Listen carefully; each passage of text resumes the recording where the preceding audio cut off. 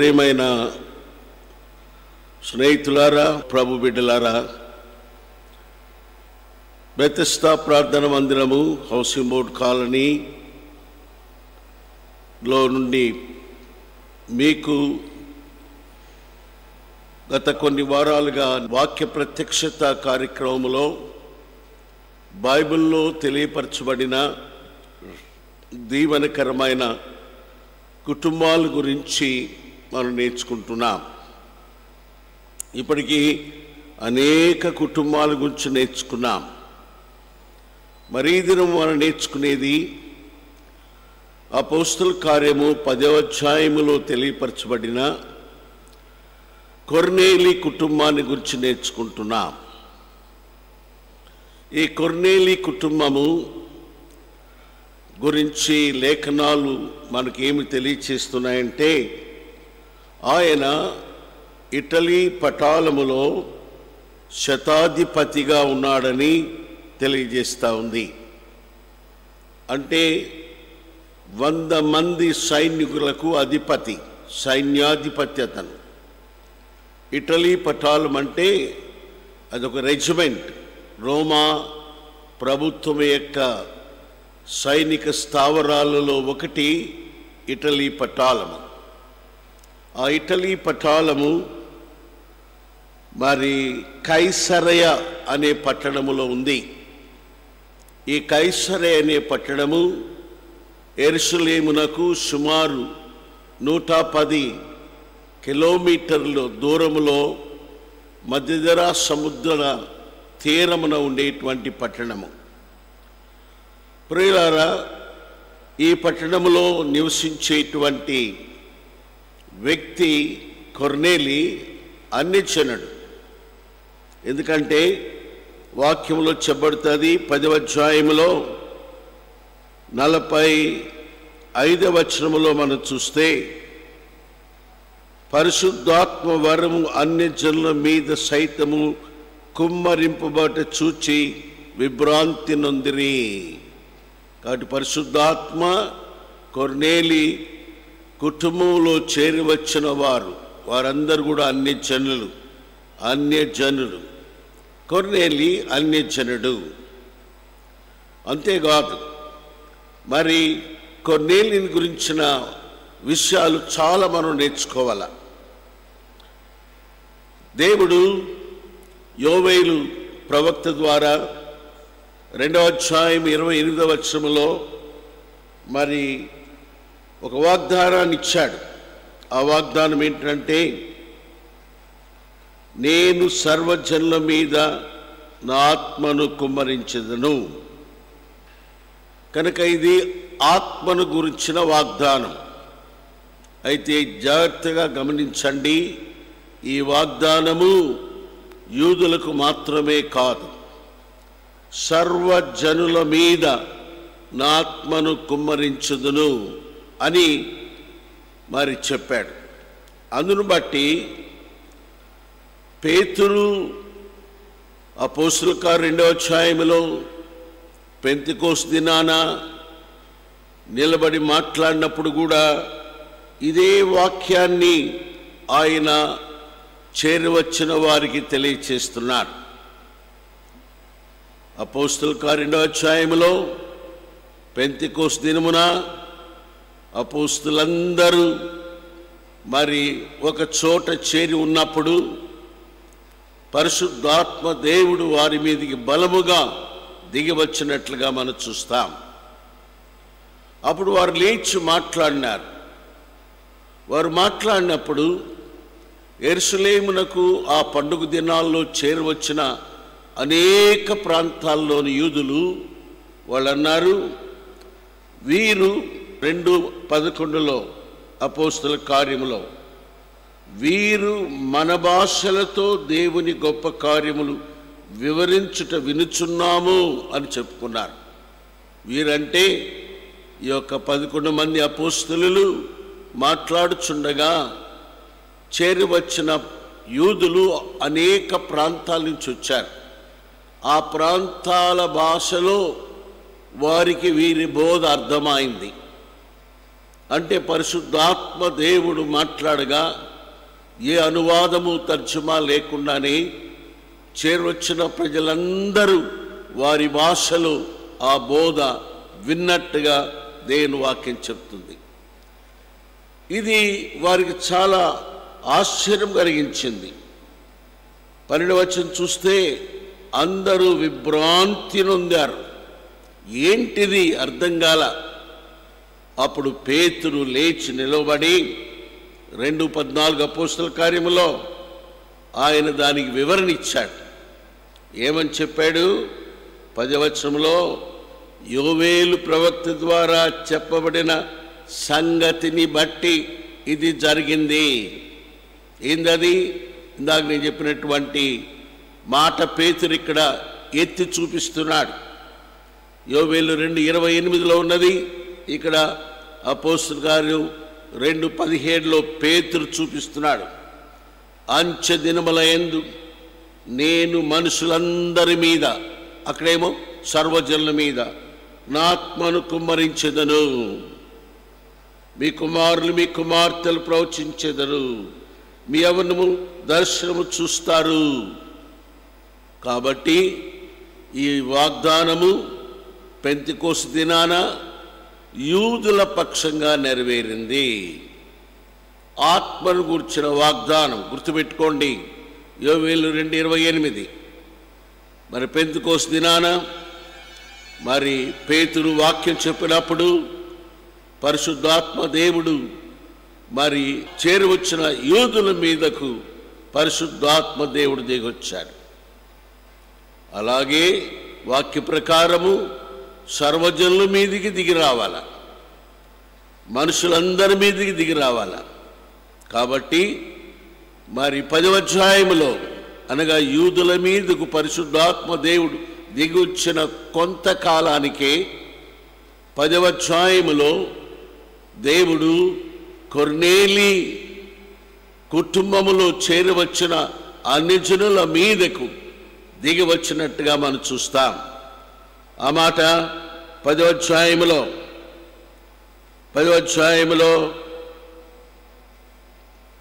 అపోస్తల కార్యములు 10వ అధ్యాయములో ఆ పేతురు మరి చేరి వచ్చిన తనతో కూడా వచ్చిన 6 మంది సహోదరులు ఈ విషయం చూసినప్పుడు వారు కూడా ఆశ్చర్యపోయినారు, విభ్రాంతి నొందారు. 10:46లో పరిశుద్ధాత్మ వరము అన్యజనుల మీద సైతము కుమ్మరింపబట్ట చూచి విభ్రాంతి నొందిరి. అక్కడేమో యూదుల మీదకు దిగి వచ్చుట చూచి విభ్రాంతి పొందారు. ఇక్కడేమో యూదులే అన్యజనుల మీదకు దిగి వచ్చుట చూచి విభ్రాంతి పొందుతున్నారు. కాబట్టి ఈ యొక్క ఆత్మను గురించిన వాగ్దానము సంపూర్తి చేయటానికి దేవుడు కొర్నేలి కుటుంబాన్ని ఏర్పాటు చేసుకున్నాడు. మొట్టమొదటి అన్యజనుడుగా పరిశుద్ధాత్మను పొంది రక్షించబడి బాప్తీసం తీసుకున్నవాడు కొర్నేలి తన కుటుంబం. కనుక ఆ ఆధిక్యత ఆ కొర్నేలి కుటుంబానికి ప్రభు ఇచ్చాడు. ప్రేరణ కుటుంబం చాలా దీవించబడిన కుటుంబం. తను అన్యజనుడిగా ఉండి కూడా ఎంతో దైవభక్తిలోనికి వచ్చాడు. ఆయన సాయంకాలం 3 గంటలకు ప్రార్థనలో ఉన్నట్టుగా వాక్యంలో మనం చూస్తున్నాం. అపోస్తల కార్యములు మరి 10వ అధ్యాయములో ఆయనే చెప్తున్నాడు 30వ వచనములో, మరి పగలు 3 గంటలకు నేను ఇంట ప్రార్థన చేయుచుండగా, అంటే యూదులు పగలు 3 గంటలప్పుడు ప్రార్థన చేరుస్తారు. అదే విషయాన్ని అపోస్తల కార్యం 3వ అధ్యాయములో పేతురు యోహానులు ప్రార్థన గడియకు సాయంకాలం 3 గంటలప్పుడు దేవాలయమునకు వెళ్ళుచున్నట్టుగా చూస్తాం. మరి ఇదేంటిది?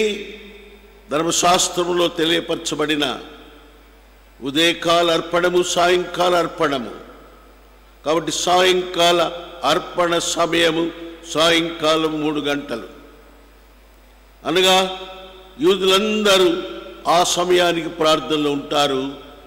ఇక్కడ అన్యుడైనటువంటి కొర్నేలి 3 గంటల నుంచి ప్రార్థనలో ఉన్నట్టుగా చూస్తాం. అనగా అన్యుడిగా ఉండి యూదా మత భక్తిలోనికి తను వచ్చాడు.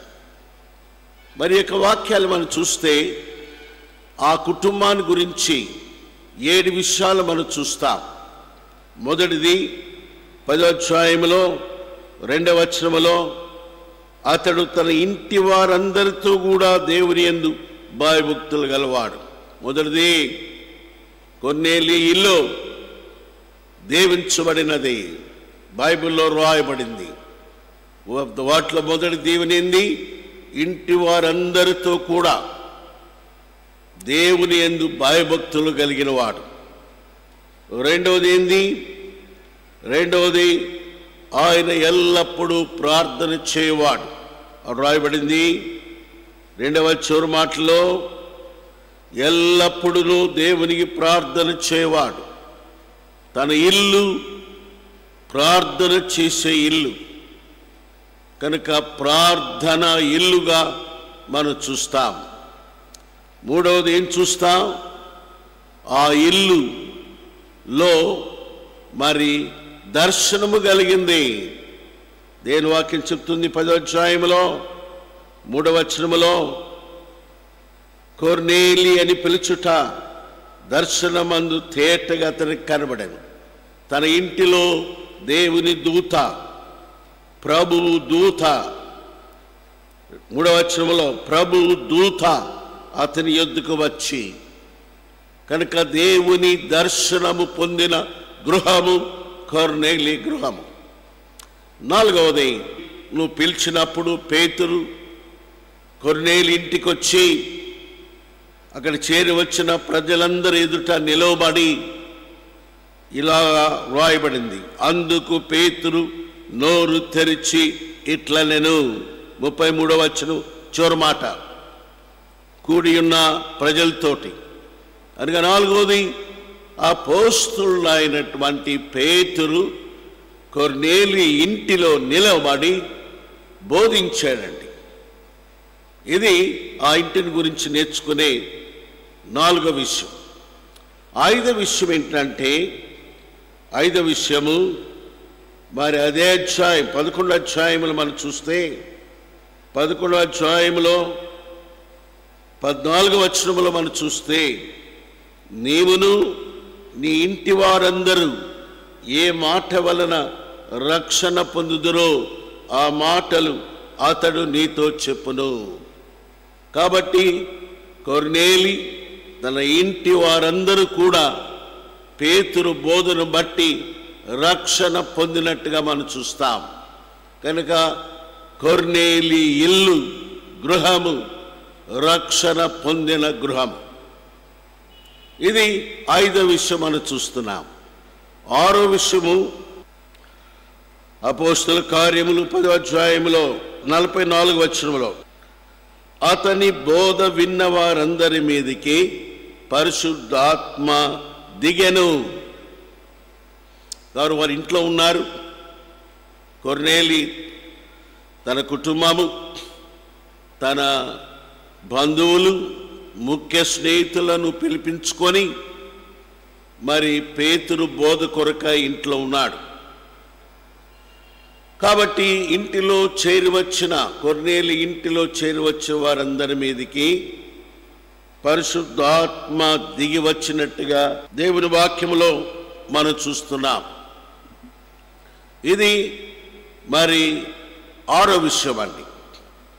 7వ విషయము 48లో యేసు క్రీస్తు నామందు వారు బాప్తీసం పొందారు. కనుక ఆ ఇల్లు, ఆ ఇంటి వారిని గురించి చెప్పబడిన 7 ప్రాముఖ్యమైన విషయాలు మనం చూచాం. ప్రియులారా, మరి ఇక్కడ మనం గమనించాల్సింది ఏంటంటే, ఈ 7 విషయాలు వారు మొదటే పొందిన వారుగా ఉన్నారా? లేదు. చివరి 3 విషయాలు వారి అనుభవాలుగా లేవు. ఏంటవి? రక్షణ, రెండవది పరిశుద్ధాత్మ, మూడవది బాప్తిసం. అనగా పేతురు వారి యొద్దకు రాకముందు వారికి కొన్ని అనుభవాలే ఉన్నాయి. దైవభక్తి ఉంది, ధర్మ కార్యాలు ఉన్నాయి, ప్రార్థన జీవితం ఉంది. మరి తన ఇంటి వారిచ్చిన మాటను బట్టి 29వ వచనంలో ఆయన మంచి పేరు పొందినవాడు. ఇవన్నీ ఉన్నాయి, కానీ వీటన్నిటి ద్వారా తనకు రక్షణ లేదు అని దేవుని వాక్యం చెప్తుంది. అపోస్తలుల కార్యము 11వ అధ్యాయంలో 14వ వచనంలో ఏం చెప్తుంది? నీవు నీ ఇంటి వారందరూ ఏ మాట వల్ల రక్షణ పొందుదురో ఆ మాటలు అతడు చెప్పును. అతడి పేతురు. ఇక్కడ గమనించాలా? మరి యూదా మత పద్ధతిలో భక్తి కలిగిన వాడుగా ఉన్నాడు, మంచి సాక్ష్యము కలిగిన వాడుగా ఉన్నాడు, ప్రార్థనలు ధర్మకార్యాలు దేవుని సన్నిధి చేరిని. అయితే వాటి వలన తనకు రక్షణ లేదని మరి ప్రభు దూత చెప్పినట్టుగా మనం చూస్తాం. ఎందుకు రక్షణ లేదు? దేవుడు తన అనాది సంకల్పము చొప్పున ఒక నూతన నిబంధనలో ప్రజలకు తన కుమారుడైన యేసు క్రీస్తు ప్రభు ద్వారా రక్షణ సిద్ధపరిచాడు. కాబట్టి ఇప్పుడు యూదుడైనా, అన్యజనుడైనా, గ్రీకు దేశస్థుడైనా, హెలెనీయుడైనా, ప్రపంచంలో ఎవరైనప్పటికి కూడా యేసు క్రీస్తు నామమునందు విశ్వాసం ఉంచితేనే రక్షణ. భారతదేశంలో చాలా మతాలు ఉన్నాయి, చాలా పూజలు, దేవతలు ఉన్నారు. అయితే వాటి వల్ల రక్షణ లేదు, పాప క్షమాపణ లేదు. ప్రియులారా, యేసు క్రీస్తే. వీరే కాదు, యూదులకు కూడా యెహోవా దేవుడు వారిని ఏర్పాటు చేసుకున్నాడే. మరి వారు కూడా యేసు క్రీస్తు ప్రభునందు విశ్వసించాలా. విశ్వసిస్తేనే కానీ వారికి రక్షణ, పాప క్షమాపణ లేదని దేవుని వాక్యము తెలియచేస్తూ ఉంది. కాబట్టి మరి ఇంత గొప్ప దైవ భక్తి అనుభవాల్లో ఉన్న వ్యక్తికి చివరి 3 అనుభవాలు పేతురు ద్వారా దేవుడు కలిగించాడు. 1 రక్షణ, 2 పరిశుద్ధాత్మను పొందుట, 3 బాప్తిసం తీసుకుంటా. ప్రియులారా, ఇక్కడ ఒక విషయం గమనించండి. మరి పేతురు, కొర్నేలి ఒకరినొకరు ఎరిగిన వారుగా లేరు. అంటే వారెవరు ఏ రకమైన పరిచయం లేని 2 వ్యక్తులను దేవుడు, యెహోవా దేవుడు తన కుమారుని ద్వారా వారిద్దరిని కలుపుతున్నాడండి. So God is connecting 2 people living in different places, not known to each other. పేతురేమో యొప్పేలో చర్మకారుడైన సీమోను ఇంట ఉన్నాడు.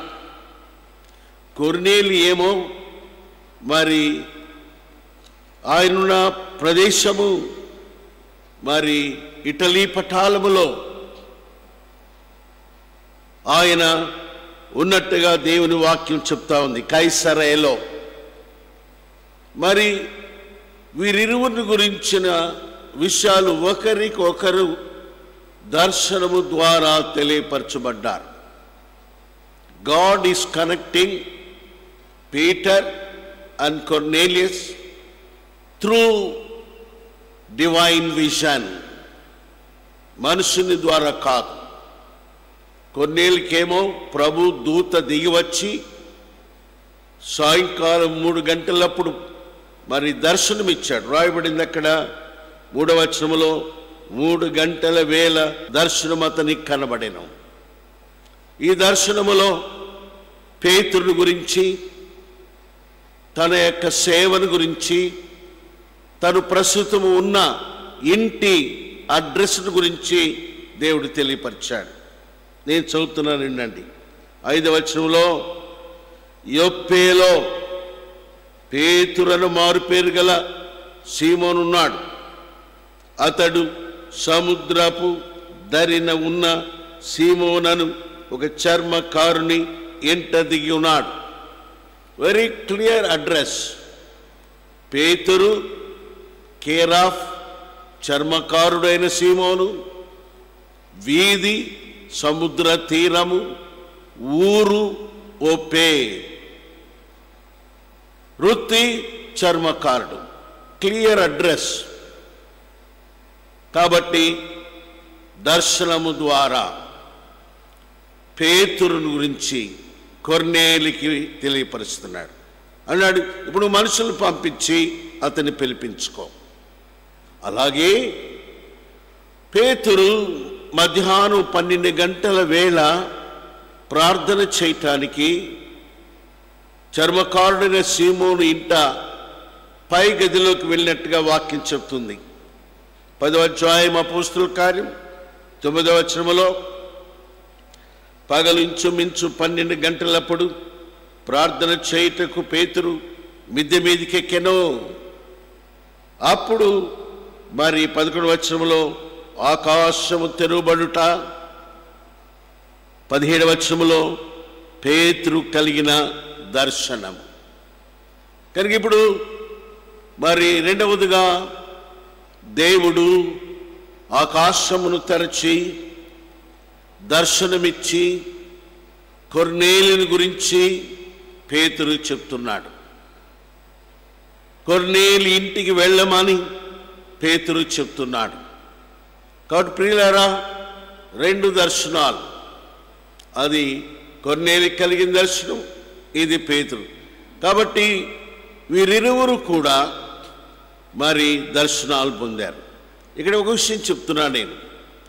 వీరికి దర్శనాలు ఇద్దరికి కూడా ఎప్పుడు కలిగింది? వాక్యం చెప్తుంది, వారు ప్రార్థనలో ఉండగా దర్శనములు కలిగినట్లుగా వాక్యం చెప్తుంది. అపోస్తుల కార్యం 10వ అధ్యాయంలో 30వ వచనములో కొర్నేలు అంటున్నాడు, పగలు 3 గంటలప్పుడు నేను ఇంట ప్రార్థన చేయుచుండగా ప్రకాశమానమైన వస్తువును ధరించిన వాడు నా ఎదుట నిలిచాడు. కాబట్టి పేతురుకు దర్శనము కలిగింది, కొర్నేలికి ప్రార్థన చేయుచుండగా దర్శనము కలిగింది. అలాగే పేతురు కూడా మధ్యాహ్నం 12 గంటలప్పుడు మరి మిద్దె మీద ప్రార్థనలో ఉండగా ఆకాశం తెరవబడి మరి దర్శనము కలిగింది. కనుక ప్రియులారా, ఇక్కడ మనం గమనించే మరొక విషయం ఏంటంటే, ప్రార్థనలో ఉన్నవారు దర్శనాలు పొందుతారు. కనుక ఈనాడు మనం పొందేది వాక్య ప్రత్యక్షత అనే దర్శనాలు. అనగా ప్రార్థనలో ఉంటే ఇలాంటి దర్శనము ద్వారా, వాక్య ప్రత్యక్షత ద్వారా, revolution to the word of God, దేవుడు తను తాను నీకు బయలుపరుచుకుంటాడు. ఆకాశము తెరవబడిన అనుభవాలు నీవు పొందాలంటే ప్రార్థనలో నువ్వు ఉండాల. మరి ఇంకా విషయం ఇక్కడ మనం గమనించాల, వీరిరువురు కూడా వారికి కలిగిన దర్శనమునకు విధేయులైనట్టుగా మనం చూస్తాం. కొర్నేలి వెంటనే మనుషులను పంపాడు. రాయబడింది 10వ అధ్యాయం 7వ వచనములో, మరి కొర్నేలి తన ఇంటి పనివారులు 2 మరి తనతో ఉన్న ఒక సైనికుని పిలిచి వారికి సంగతులు వివరించి వారిని ఒప్పేకు పంపెను. అర్థమైంది? ఇక్కడ కొర్నేలి దేవుని యొక్క దర్శనానికి విధేయత చూపుతున్నాడు. He is obedient to the vision of God. అలాగే పేతురు కూడా అన్నాడు, మరి 10వ అధ్యాయంలో 29వ వచనములో, కాబట్టి నన్ను పిలిచినప్పుడు అడ్డమేమియు చెప్పక వచ్చితిని.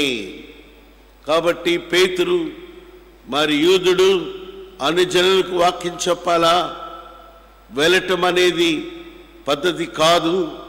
అయినప్పటికీ దర్శనమునకు విధేయుడై తను వెళ్ళి వాక్యం చెప్పాడు.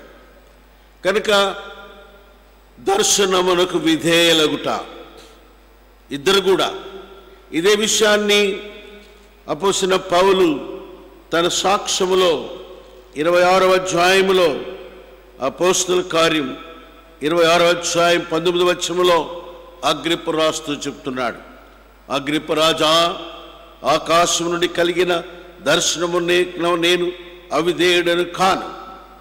ప్రియులారా, దర్శనమునకు అవిధేయులు కాకూడదు. ఇక్కడ ఇంకో విషయం చెప్పాలి, అయితే మనకు దర్శనాలు కలుగుతాయా? అది కాదు. ఇక్కడ దర్శనములు లేఖనాల ద్వారా మనకు అనుగ్రహించబడి, ఆ మాట ఎఫెసీయులకు రాస్తూ పౌలు చెప్తున్నాడు, నాకు కలిగిన దర్శనమును నేను మీకు మరి లేఖనముల ద్వారా రాశానంటున్నాడు. ఎఫెసీ 3:3లో, ఎట్లనగా క్రీస్తు మర్మమును గూర్చిన దేవ దర్శనములు మరి మీకు రాసితిని, మీరు వాటిని చదివిన ఎడలా దానిని బట్టి క్రీస్తు మర్మమును గూర్చి నాకు కలిగిన జ్ఞానమును మీరు గ్రహించుకోగలరు. So now the word of God, దేవుని వాక్యము, పాత నిబంధనలో క్రొత్త నిబంధనలో ఉన్న 66 గ్రంథాలలో అనేక దర్శనాలు ప్రవక్తల ద్వారా, అపోస్తలుల ద్వారా దేవుడు మనకిచ్చాడు. వీటిని మనం చదువుకోవాలా, ఆ దర్శన జ్ఞానాన్ని పొందాలా, ఆ వాక్య ప్రత్యక్షతకు విధేయత చూపితే మనం దీవించబడతాం. కనుకనే పేతురు వెళ్ళాడు, తన పరిచర్య దీవించబడింది. మరి కొర్నేలి విధేయుడయ్యాడు. మరి తన కుటుంబము అంతకు ముందు లేనిటువంటి దీవెనలు తనకు కలిగినాయి. కనుక ఈ కుటుంబాన్ని గురించిన మరి మొదటి భాగం ఇప్పుడు మనం తెలుసుకున్నాం. కొర్నేలి కుటుంబాల గురించి 2 భాగాలుగా వర్తమానాలు పొందుతాం. ఇంతవరకు చెప్పింది ఫస్ట్ పార్ట్. వచ్చే వారం 2వ పార్ట్, 2వ భాగం కొర్నేలి కుటుంబాన్ని గురించి నేర్చుకుంటాం. ప్రార్థన చేస్తాం.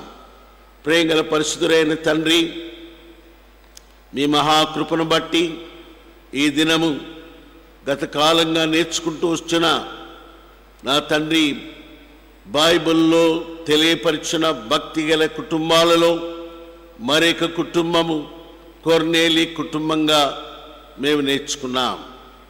ఈ మొదటి భాగాన్ని అనేక విషయాలు మాకు నేర్పించారు. వీటన్నిటినీ మేము గ్రహించి మేలు పొందినట్లుగా చేయండి. మా కుటుంబాలు కూడా ఆ రీతిగా దీవించబడాలని ప్రార్థిస్తున్నాం. విన్నవారు చూచిన వారిని మీరు దీవించండి, మేలు కలిగించండి. యేసు ప్రభు నామములో స్తుతించి ప్రార్థిస్తున్నాము తండ్రి. Amen, amen.